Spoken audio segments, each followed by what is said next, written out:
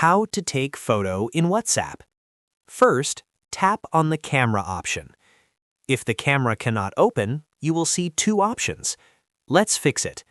First, open Settings, then scroll down and tap on App Management. Next, tap on App List. You will see all installed apps. Scroll down and find WhatsApp, then tap on it. Inside Permissions, you will see options like Camera, Storage, etc. If the camera permission is set to Not Allowed, change it to Allow. Make sure to enable all required permissions.